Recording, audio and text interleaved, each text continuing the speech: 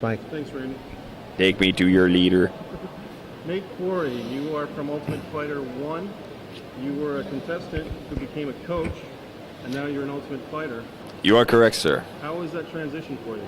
A very natural transition. I came into the show not as a TV personality, but as a fighter. So, for me, this is just a natural progression.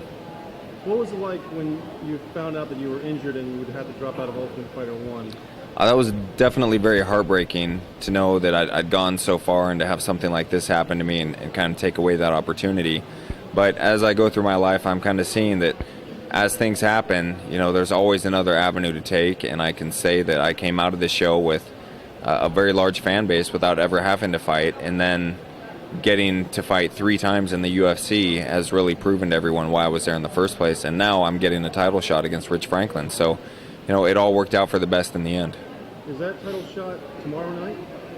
Or is that in November? I take it you don't keep up with the news very much. I try to, but my mind is scrambled. What is this, amateur night? Who brought this guy? It's the Mike Messier show. It's close to amateur night. Is Okay. that November's pay-per-view? I'm fighting Franklin November 19th at the MGM Grand in Las Vegas. Okay, so you have a month and change to prepare yourself even further than you already have. I have 6 weeks and 3 days.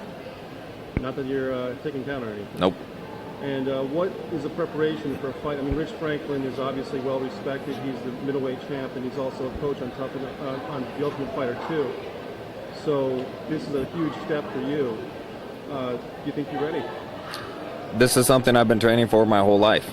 Not just fighting-wise, but mentally preparing myself for a situation like this. So I'm definitely ready for this. I'm very honored to have this. I think Rich Franklin is a great champion, and I look forward to just getting in there and mixing it up with him. I think it's going to be a great night.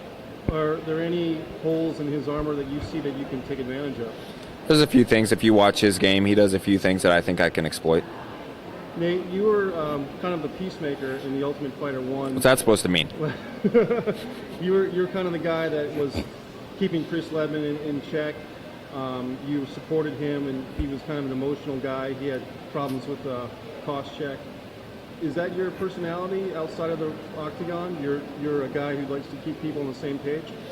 Well, for the most part, if there's generally altercations or problems like that, I prefer to just leave, kind of go my own way, let people do their own thing. Being in the house like that, however, you couldn't leave. And it was involving people that became my friends. Lieben was my friend before the show, and as the show went on, I became friends with a lot of the guys, became very close to them in a very short period of time, had a bond there. So when you're in a situation like that, not only do you want to stick with your friends, but for me, I feel that the biggest thing is you need to stand up for what's right.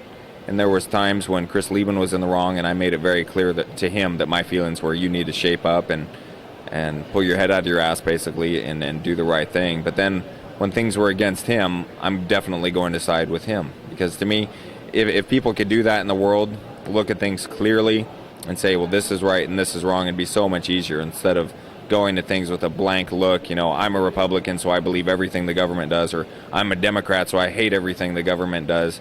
To me, that's just ridiculous. There's a right and there's a wrong. We need to be intelligent enough to decide what that is on our own in every situation. You sound like a very intelligent guy. Did you did you pursue higher education before becoming an Ultimate Fighter, or are you straight from high school into this realm? I did not go through any higher education. I'm just a high school graduate. I was raised to be a worker. But, a lot of schooling really works well for people. I prefer to learn things out in the real world. A lot of people get, book knowledge by going to school, and they read in a book what they think will work in the real world. But it's really not quite that simple. I much prefer to see the real world and how it works and interaction with people. That's my favorite thing. Well, you're living the life right now. You're part of a great community of fighters and trainers. And now you're part of the Mike Messier show. I never dreamed it would get this big. Yeah. Mike Messier, so it's huge. Yeah. Well, just won Best Series for Rhode Island Public Access, so it's a small accomplishment. But if there's anything you want to say to my audience, I've been talking to the other fighters and saying that there is a lot of mixed martial arts training in Rhode Island. Believe it or not, there's a lot of jiu-jitsu and aikido trainees. Is there anything you want to say to them if they had any hopes of becoming an Ultimate Fighter someday themselves? The biggest thing that I've noticed in being successful in ultimate fighting, or really in anything in life, it's not how much skill you're born with or anything like that. It's all determination and heart. anyone can achieve a goal to some certain extent just by being hardworking and continuing to follow their goal. So if that's something that you want to do for whatever reason, for fitness, for self-defense, for competition, just go at it wholeheartedly, and you'd be amazed at the things that are possible. Great, Nate. Thanks. Good words of advice. I want to thank you for being on the show. No problem, and make sure everybody to watch November 19th. It's going to be pay-per-view. Myself against Rich Franklin. We're going to be the main event at the MGM Grand in Las Vegas. It's going to be a phenomenal show. So I'd like everyone to purchase that show. You know, I don't get a cut of the proceeds, obviously. I'm just a broke fighter. But I think it's going to be a phenomenal show, and I'd like to show the UFC that the fans out there are really going to support myself and Rich Franklin, and I think it's going to be a phenomenal fight. So I'd encourage everyone to get that show. Great. Thank you very much. I appreciate it. No problem.